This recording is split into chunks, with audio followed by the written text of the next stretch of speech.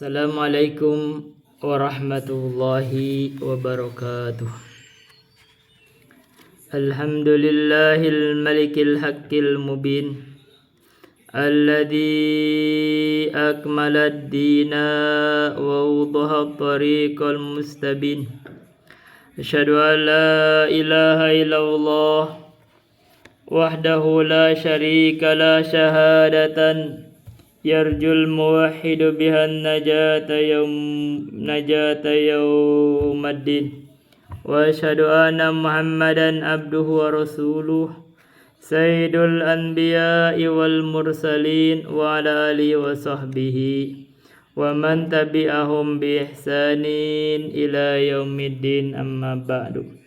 Hadirin rahimani wa rahimakumullah, kita akan lanjutkan membahas kitab Matan Al-Ghoyah wa Taqrib atau yang dikenal dengan Matan Abu Syuja, karya Ahmad bin Al-Husaini bin Ahmad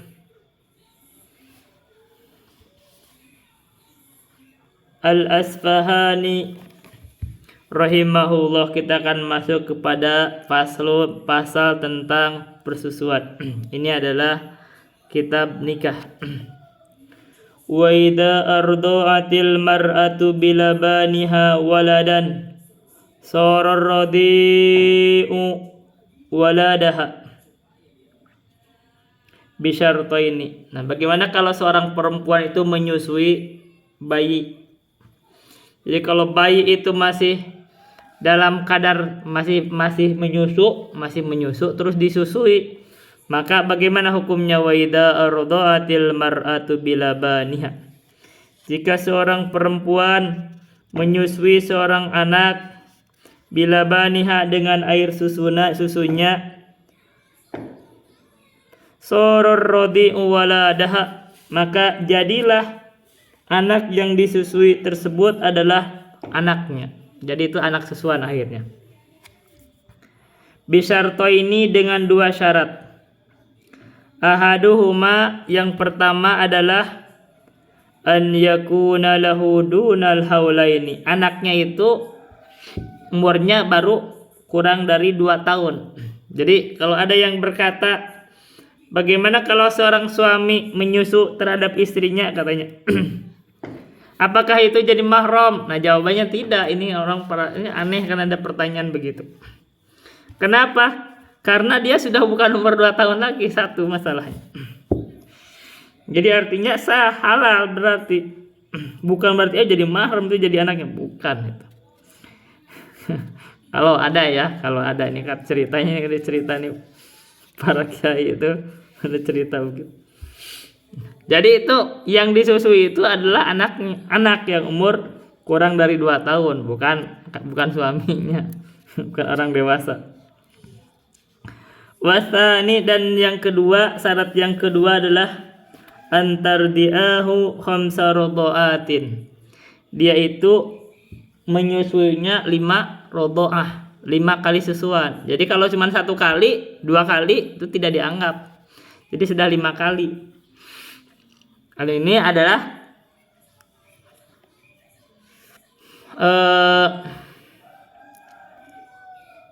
ini bab tentang rodoah itu sebentar. Ini adalah asalnya itu 10.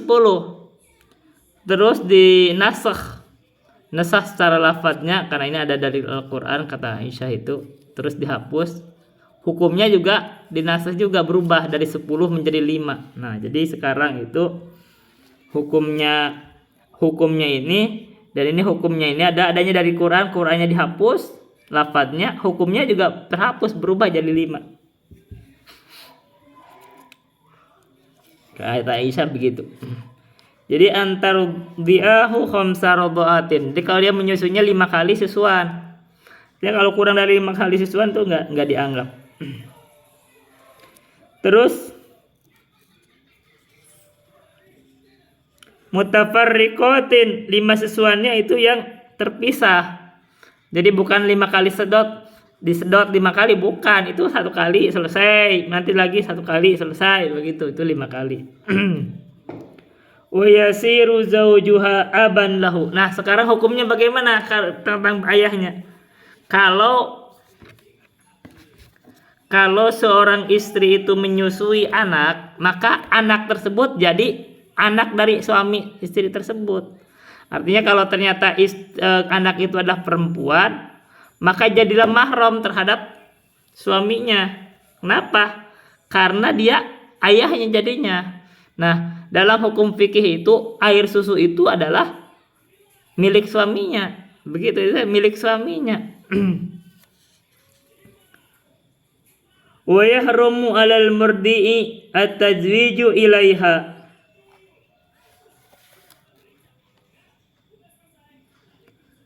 Dan haram at-tazwij. Sebentar. Oh, ini salah baca tadi. Bukan murdi. Murdoi bacanya. Jadi isim maf'ul. Dan haram atas anak yang disusui. Ini beda teman, yang murdi itu artinya yang menyusui. Haram terhadap anak yang disusui itu at-tazwizu ilaiha, menikahi ilaiha terhadap ibu yang menyusuinya. Itu juga haram juga. Jadi kalau yang disusuinya itu adalah perempuan, dia haram menikah dengan suami dari ibu yang menyusuinya karena itu jadi bapaknya. Tapi kalau yang disusuinya itu adalah laki-laki, dia haram juga menikahi istri yang menyusuinya jadi ibunya, itu haram. Wa ila kullin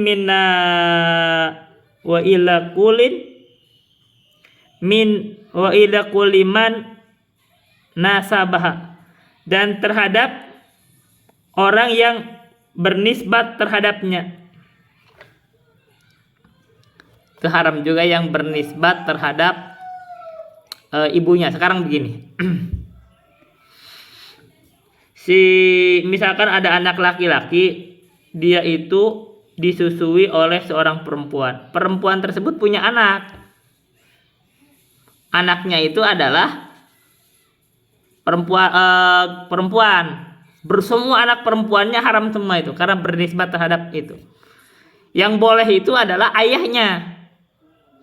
Jadi kalau ayah laki-laki yang disusui tersebut menikah sama ibu yang menyusuinya itu boleh, karena itu kan itu bukan mahram kalau ayahnya.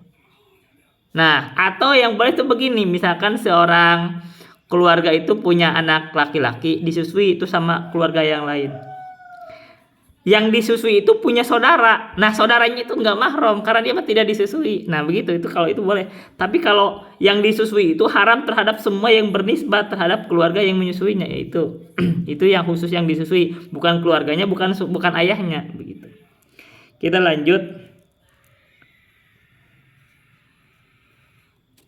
Wa yahrumu 'alaiha at-tazwiju ilal murdo'i wa waladihi. Nah, sekarang ibunya bagaimana? Ibu yang menyusui itu haram, ya udah kembali tadi hukumnya, menikahi anak yang dia susui, dan waladihi, dan anak-anaknya. Jadi kalau termasuk cucu-cucunya, karena itu statusnya anaknya atau cucunya, itu tidak boleh. Duna man kana fi darajati, dijelas ini. Tapi tidak orang yang ada di dalam derajatnya. Maksudnya tadi kalau misalkan menikahi saudaranya itu tidak. Jadi kalau misalkan nih sekarang tadi ceritanya kalau ibu yang menyusui itu punya menikahi saudara dari anak yang disusui, itu tidak apa-apa karena dia tidak disusui. Atau yang ke atasnya, atau ayahnya atau kakeknya, itu tidak haram. Au a'la tabaqatin minhu, atau seseorang yang tabaqahnya lebih tinggi dari anak yang disusui, tapi seperti menikahi ayahnya itu tidak masalah. Baik, itu faslun. Kita pindah ke pasal yang lain. Wa nafaqatul amudaini minal ahli wajibatun lil walidaini wal mauludina. Dan sekarang menikahi ke atas dan ke bawah. Dan menafkahi kedua orang tua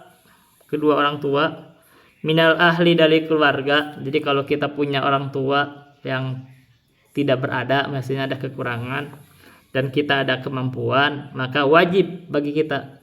Jadi berarti menikahi orang tua itu wajib kalau orang tua itu tidak ada tidak punya. Begitu juga lil walidaini wal mauludina.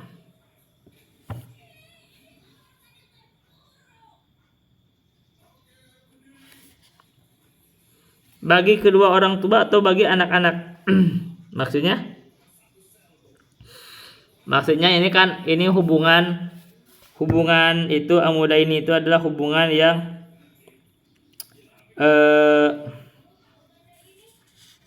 ada hubungan itu yang ada hubungan ke asal atau ke bawah, itu hubungan ke orang tuaan atau ke anak itu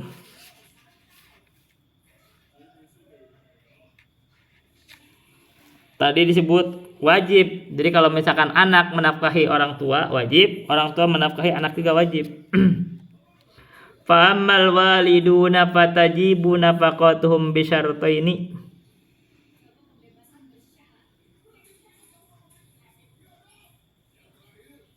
Sekarang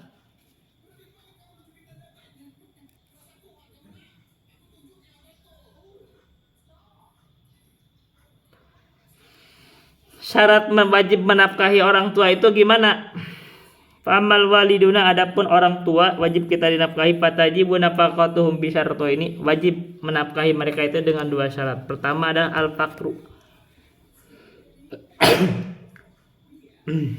Kalau misalkan mereka itu fakir. Yang kedua wazamanatu. Yang kedua ada kecacatan, mereka itu cacat. Awiz zamanatu wal jununu, atau mereka cacat dan mengalami penyakit kegilaan. Alhamdulillah. Jangan sampai terjadi. Wa ammal mauluduna, adapun anak-anak, fatajibu nafaqatuhum bi thalathati syara'it. Jadi terhadap anak-anak itu wajib dinafkahi dengan 3 syarat. Pertama al-faqru was-sigoru, fakir dan usianya masih kecil.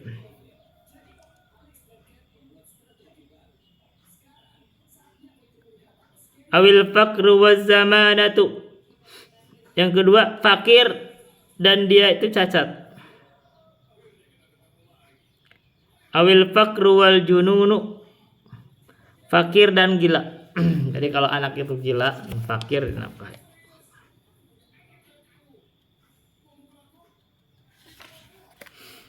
Itu menafkahi orang tua. Sekarang bagaimana menafkahi binatang? Binatang aja dinafkahi. Jadi kalau kita punya binatang, kita nafkahi. Wa amma wa nafaqatur raqiqi wal bahaimi wajibatun biqadril kifayati.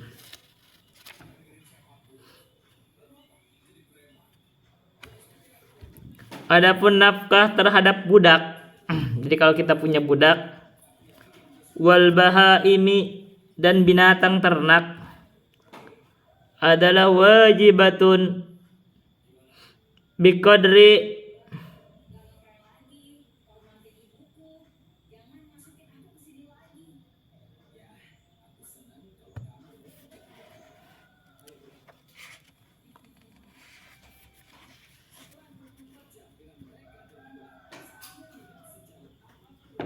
wa nafaqatur raqiqi wal bahaimi wajibatun. Ini ada yang jatuh di dalam matan ini, di kitab ini matan ini jatuh kalimat. Dari guru kami ada di sini. Dan nafkah terhadap hamba atau hamba sahaya, wal bahaimi dan binatang ternak itu wajibatun, wajib. Nah, di sini hanya sebegitu saja. Nah, di sini sebutin biqadril kifayati, dengan kadar kemampuan. Ini tambahan, di sini tidak ada. Iya.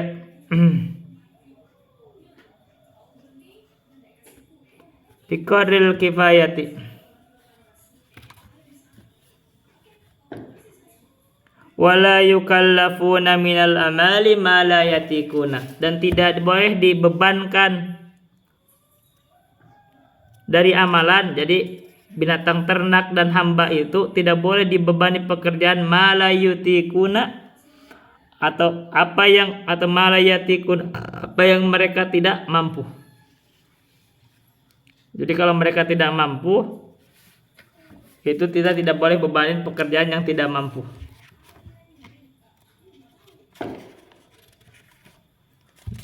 Ini di pasal di sini 30. Oke, faslun. Wa nafaqatu az-zawjati al-mumakkinati, dan nafkah terhadap istri yang menyerahkan dirinya, amin nafsiha, yang menyerahkan dirinya, adalah wajibatun, wajib. Jadi wajib. Wa hiya muqaddaratun, dan ia itu dikira-kirakan, ditakdirkan. Jadi wajib dengan kadar kemampuan tetap, dan ada kira-kiranya. Fa in kana zauju musiran famuddani min ghalibi qutiha. Bila mana seorang suami itu musiron, orang yang memiliki kelapangan, famuddani, maka nafkahnya itu tiap harinya itu adalah 2 mud min ghalibi qutiha, dari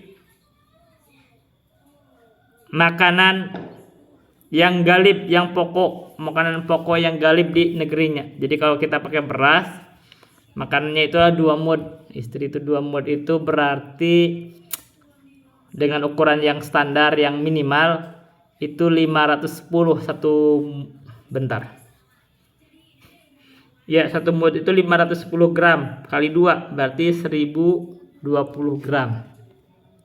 1 kilo. 1 kilo.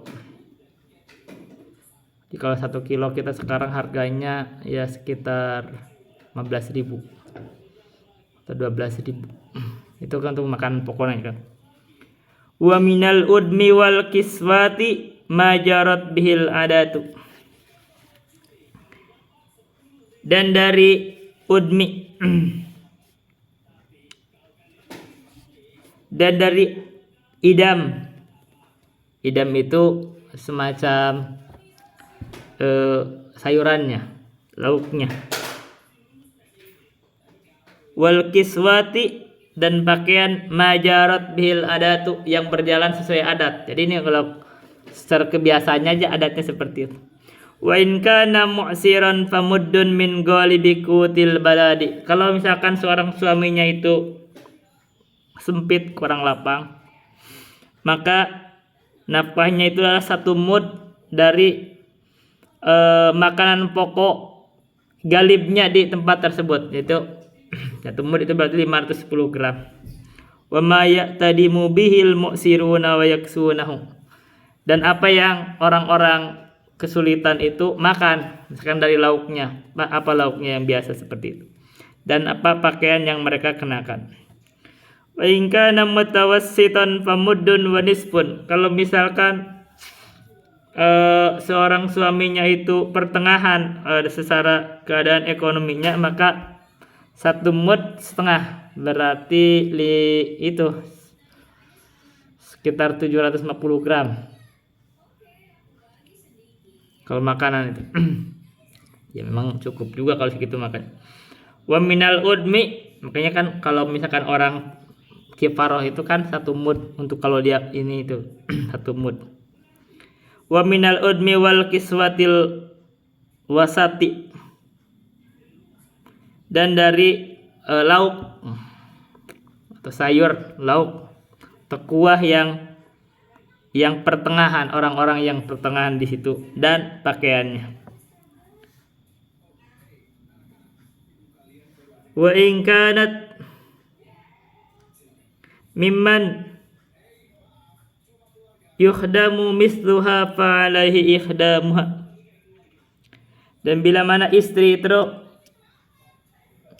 yang mungkin diperbantukan Maksudnya kalau misalkan seorang istri itu yang biasa yang dia dibantu begitu, maka baginya adalah memperbantukannya. Jadi begitu.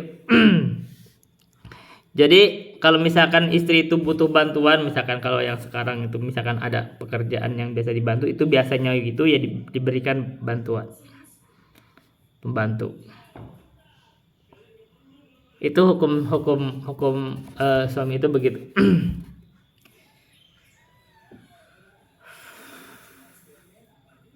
Wa in asara bi nafaqatiha falaha fashun nikahi.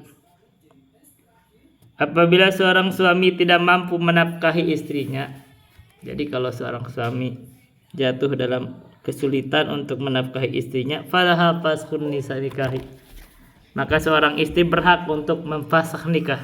Memfasakh nikah itu membatalkan pernikahan.